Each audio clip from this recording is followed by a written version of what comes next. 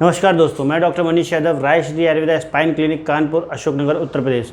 आज हम बात करने वाले हैं सर्वाइकल स्पॉन्डिलाइटिस पे। मेरे पास तकरीबन 100 में से 80 मरीज एक ही बात बोलता है कि सर मुझे सर्वाइकल हो गया है। तो हमें ये पता होना चाहिए कि सर्वाइकल हो गया है या सर्वाइकल स्पॉन्डिलाइटिस हो गया है या हड्डी बढ़ गई है या हड्डी की नस दब गई है या सर्वाइकल या गर्दन में नस दब गई है। इन सबके अलग अलग मतलब क्या होते हैं, इस टॉपिक पे हम आज आपसे यही बताने वाले हैं। इन सब चीज़ों के अलग अलग मतलब क्या होते हैं। तो सबसे पहले बात करते हैं, मुझे सर्वाइकल हो गया है। देखिए, जितने भी प्राणी हैं यानी मनुष्य प्राणी हैं, उन सबको जो ऊपर की 7 हड्डियां हैं उसको हम लोग बोलते हैं सर्वाइकल हड्डी।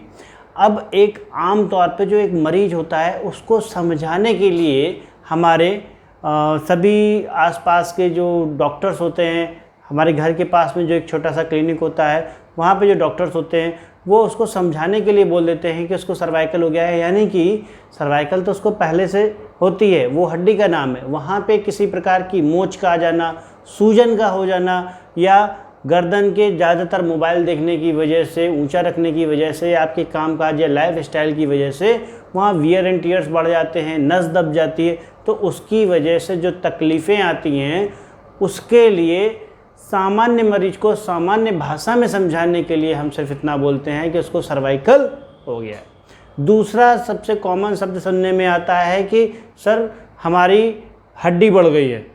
तो हड्डी बढ़ने वाले जो केस होते हैं वो बहुत कम होते हैं, हर किसी की हड्डी नहीं बढ़ती है।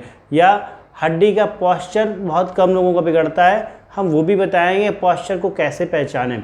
तो यदि हड्डी का पॉस्चर बिगड़ रहा है तो उसका मतलब ये नहीं होता कि आपकी हड्डी बढ़ गई है ना। वो उसका पॉस्चर बिगड़ने की वजह से, जैसे ये हाथ है, अब ये मान लीजिए कुछ इस तरीके से मोड़ दिया तो ये हम्प जो निकला, हाथ का साइज़ तो उतना ही है लेकिन ये गलत पॉस्चर की वजह से जो हम्प निकल आया, इस चीज़ को जो है बोल देते हैं हड्डी का बढ़ जाना। वो वापस बिना ऑपरेशन के ठीक हो जाती है।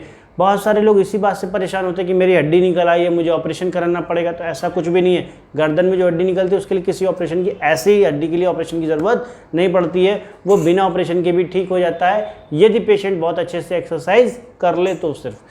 तीसरा बोलते हैं, जो पेशेंट आता है कि सर्वाइकल स्पॉन्डिलाइटिस हो गया हो, मतलब एक कॉमन शब्द है ये सर्वाइकल स्पॉन्डिलाइटिस। हमें पता होना चाहिए सर्वाइकल स्पॉन्डिलाइटिस का मतलब क्या होता है।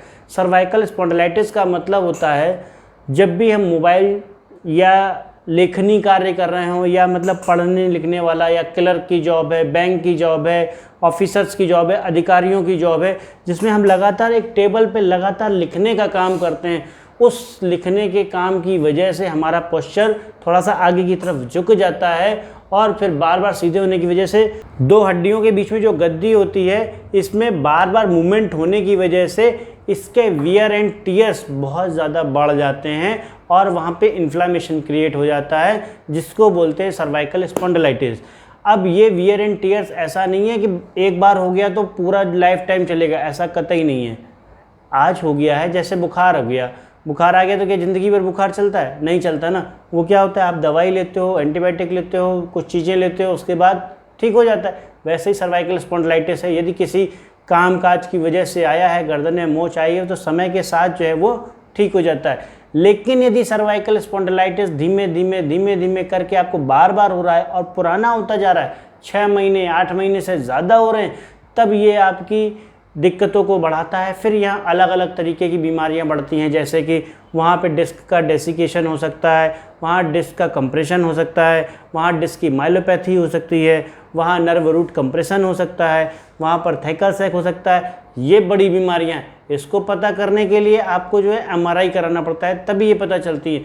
नहीं तो जब तक पेशेंट MRI नहीं कराता है तब तक वो सिर्फ एक ही भाषा को बोलता है कि उसको स्पॉन्डिलाइटिस हो गया है, और वो स्पॉन्डिलाइटिस के चलते कई बार बहुत सी जाँचें नहीं कराता है और अचानक से किसी दिन उसका BP बढ़ता आता है उसकी वजह से, या पेन की वजह से BP बढ़ गया, या किसी वजह से उसका स्ट्रेस लेवल हाई हो जाता है, BP बढ़ता है, तो उसको कहीं ना कहीं पैरालिसिस अटैक आने का, या इस टाइप के झटके आने का, या एक हाथ का काम ना करना, एक हाथ में झुनझुनी आना, एक हाथ में पेन का रहना, ये सारे लक्षण देखने को मिलते हैं। साथ ही साथ ऐसे मरीजों को चक्कर भी आते हैं और उल्टियाँ भी आती हैं। चक्कर और उल्टी की कंडीशन भी अलग अलग होती है। सर्वाइकल स्पॉन्डिलाइटिस के पेशेंट को ज़रूरी नहीं है कि उसकी हर बार गर्दन में ही दर्द हो। सर्वाइकल स्पॉन्डिलाइटिस के पेशेंट को या इससे बड़ी बड़ी बीमारियों में सर्वाइकल स्पॉन्डिलाइटिस के पेशेंट को सामान्य तौर पे गर्दन में दर्द होता है बाइक चलाते समय, कार चलाते समय और कुछ काम करते समय। उसके जब बाद वो रिलैक्स होता है, थोड़ा गर्दन को अच्छे से अगर वो घुमाता है तो उसको रिलैक्स मिल जाता है। ये सर्वाइकल स्पॉन्डिलाइटिस की मेन पहचान है। यदि बीमारी इसके स्तर से बढ़ रही है तो उसके लक्षण भी कहीं ना कहीं उसकी तरीके से बढ़ जाएंगे। उन्हें हम कैसे पहचान सकते हैं, सामान्य तौर पे थोड़ा सा इस विषय पे हम गौर करते हैं।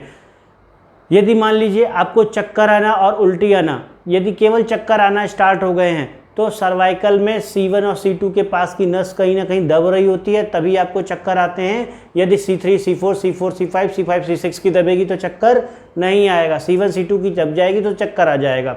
या फिर उसका हम्प निकल आया, यानी कि गर्दन पीछे से थोड़ी सी उठ गई है। मैं आपको बताना चाहूँगा, जैसे कि ये हमारी गर्दन के बाद यहाँ पर खास तौर पे ये अगर गर्दन की हड्डी इस तरीके से उठी हुई दिखेगी और आपको यहाँ पे ये दबाने पे ये हड्डियाँ फील होंगी, और साथ ही साथ ये एक कर्व इस तरीके से, जैसे सांप होता है ना, स्नेक होता है, उसका फन रहता है ना, उस तरीके से एक घुमाव हो जाता है। तो उस तरीके से हड्डी यदि आपकी गर्दन में दिख रही है, एकदम से मुड़ी हुई दिख रही है, तो हो सकता है वो सर्वाइकल हम्प निकल रहा हो। ये ज़्यादातर बिस्तर पे लेट करके तकिया लगाने की वजह से होता है। यह ज़्यादातर टेक लगा के बैठने की वजह से होता है। यह ज़्यादातर बैठ करके झुक करके काम करने की वजह से होता है। तो इन चीज़ों को थोड़ा सा पकड़ सकते हैं। इसी के साथ साथ अगर आपके गर्दन के दर्द के साथ साथ आपके हाथ में झुंझुनी आ रही है, आपकी 2 उंगलियों में झुंझुनी आ रही है, या छोटी उंगली में झुंझुनी आ रही है, बीच की उंगली में झुंझुनी आ रही है, या केवल यहाँ तक झुंझुनी आ रही है, तो ये झुंझुनी या चींटियों के काटने जैसा या सुइयों के चुभने जैसे अगर लक्षण दिख रहे हैं तो आप ये मान के चलिए कि इससे पता चल जाएगा आपकी गर्दन की हड्डी में नस दब रही है। तो ये कुछ चीज़ें हैं पहचानने की कि कैसे पहचानें। अब करना क्या चाहिए, अब इस विषय पे बात कर लेते हैं। तो यहाँ पे हम बात करेंगे केवल जिन लोगों के रीढ़ की गर्दन की हड्डी में हम्प निकल आता है उसके विषय में। तो ऐसे मरीजों को जो हम्प निकला हुआ होता है उनके लिए हमें एक हार्ड बॉटल या हार्ड रोलर का यूज़ करना चाहिए, और दोनों शोल्डर्स के बीच में इस तरीके से इस बॉटल को रख करके और उसके ऊपर बेड पे लेट जाना चाहिए। या फिर ये घर में हमारा एक मान के चलिए बेड है, ये हमारा बेड है, इस बेड पे मरीज को ऐसे लेट जाना है और लेट करके जो है अपनी गर्दन को थोड़ी देर 30 सेकंड के लिए 40 सेकंड के लिए ऐसे गर्दन को लटकाना है और रिलैक्स छोड़ देना है। गर्दन को नीचे रिलैक्स छोड़ देना है और फिर ऊपर उठाना है, फिर रिलैक्स छोड़ना है, फिर ऊपर उठाना है, फिर रिलैक्स छोड़ना है, फिर ऊपर उठाना है। इस तरीके से बार बार करने से ये हड्डी जो बाहर निकल आती है वो नीचे हो जाती है। और फिर भी यदि कोई दिक्कत रहे तो मैं आपका साथी हूँ, दोस्त हूँ, कभी भी मुझे फ़ोन करिए, नीचे दिया गया नंबर है उस पर आप संपर्क कीजिए, मैं आपकी बिल्कुल मदद करूँगा। यदि दोस्त यार रिश्तेदार को ऐसी समस्या हो तो उसके लिए भी आप मेरा वीडियो शेयर कर दीजिएगा। और जो अभी तक बातें बताई हैं, इसी प्रकार की बातें और टिप्स मैं अगले वीडियो में भी देने वाला हूं, तो वीडियो को सब्सक्राइब जरूर कर लेना, बेल आइकॉन जरूर दबा देना। अगला टॉपिक होगा हमारा कि जो नसें दब रही हैं उसको कैसे पहचानें और उसके लिए क्या टिप्स हैं। धन्यवाद, नमस्कार।